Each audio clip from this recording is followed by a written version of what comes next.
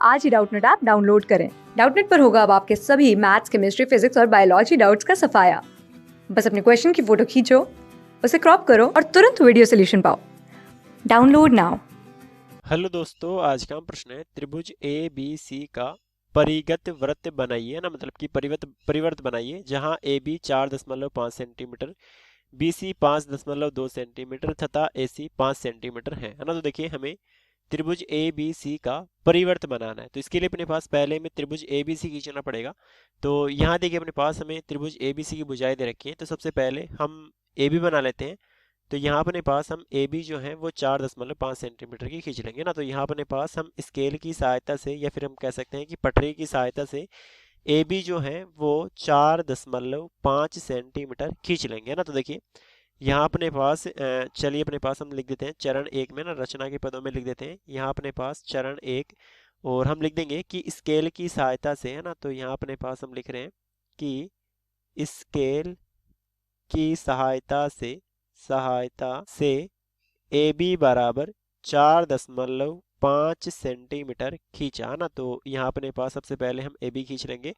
उसके बाद देखिए यहाँ अपने पास हमें बी सी 5.2 सेंटीमीटर चाहिए। तो हम क्या करेंगे, प्रकार को 5.2 सेंटीमीटर खोलेंगे और बी सी चाहिए तो बी पर प्रकार का कोना रखेंगे और एक चाप अपने पास हम काट देंगे ना। दूसरा अपने पास हमें ए सी 5 सेंटीमीटर चाहिए, तो हम प्रकार को कितना खोलेंगे, 5 सेंटीमीटर खोलेंगे, ए पर रखेंगे और यहाँ अपने पास हम चाप काट देंगे ना। तो देखिए यहाँ से हम क्या करेंगे, इस प्रतिच्छेदन चापों के प्रतिच्छेदन को अपने पास हम सी नाम दे देंगे ना।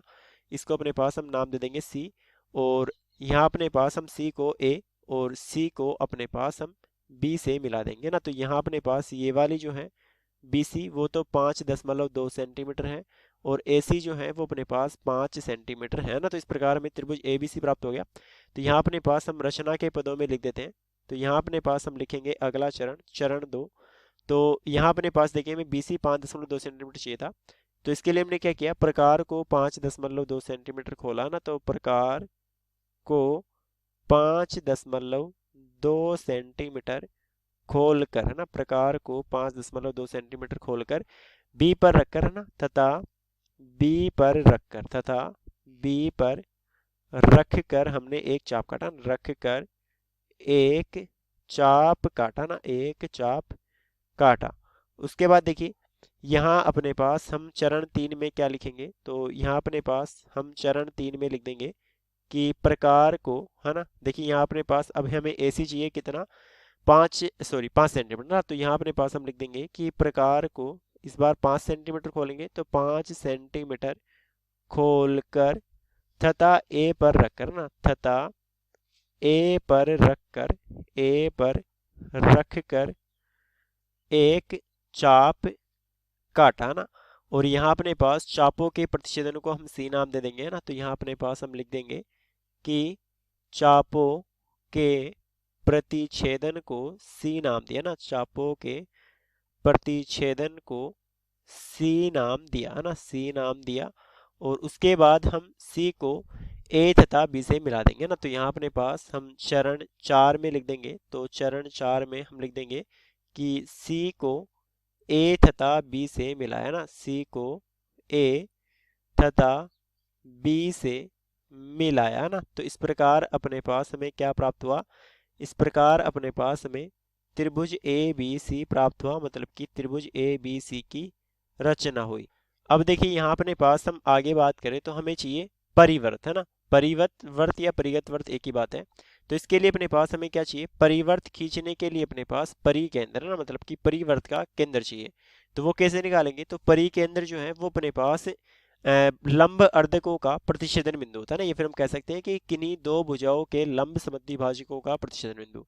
तो उसके लिए देखिए मेरे को किन्हीं दो भुजाओं के लंब समद्विभाजक चाहिए। तो यहाँ अपने पास देखिए जैसे ए बी का मैं लंब समद्विभाजक निकालना चाहूँ तो कैसे निकालूंगा, तो यहाँ देखिए अपने पास हम क्या करेंगे, इसका लंब समद्विभाजक ज्ञात करने के लिए हम प्रकार को देखिए ए बी के आधे से ज़्यादा खोलेंगे है ना, और एक बार प्रकार का कोना ए पर रखकर हम ऊपर और नीचे अपने पास चाप काट देंगे, और दूसरी बार प्रकार को देखिए उतना ही खोलेंगे जितना यहाँ खोल रखा था आधे से ज़्यादा, और यहाँ बी पर रखकर अपने पास हम एक चाप ऊपर लगा देंगे, एक चाप नीचे लगा देंगे।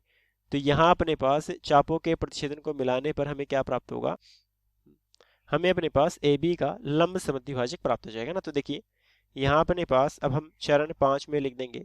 तो यहाँ अपने पास देखिए चरण 5 में हम यहाँ इसका लंब समद्विभाजक ज्ञात करेंगे ए बी का।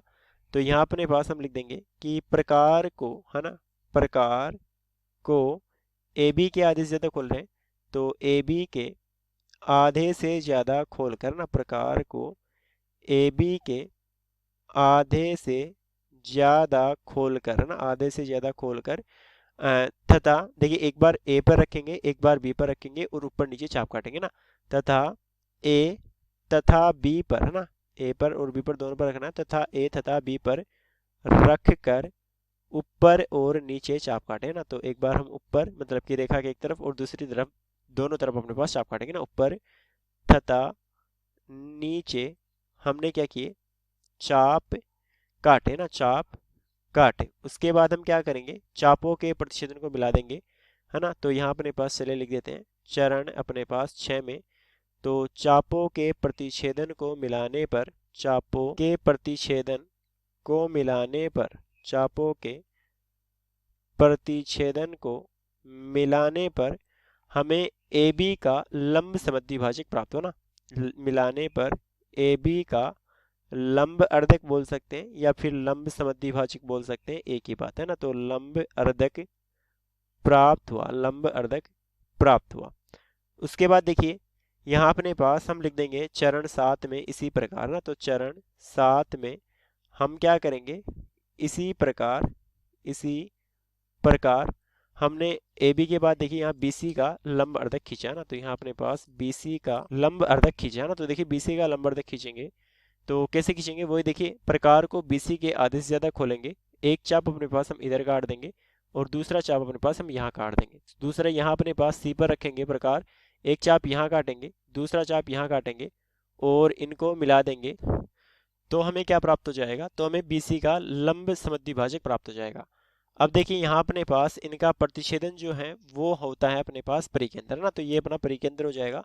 तो हम क्या करेंगे, यहाँ अपने पास चलिए इसको नाम दे देते हैं ओ। तो यहाँ अपने पास हम ओ को केंद्र मानकर, और यहाँ देखिए जो ओ ए है वो अपने पास बराबर होगा ओ बी के, बराबर होगा ओ सी के, है ना। यहाँ अपने पास हम लिख सकते हैं कि जो ओ ए है वो बराबर होगा ओ बी के, बराबर होगा ओ सी के, और उसे अपने पास हम त्रिज्या आर मान लेते हैं ना।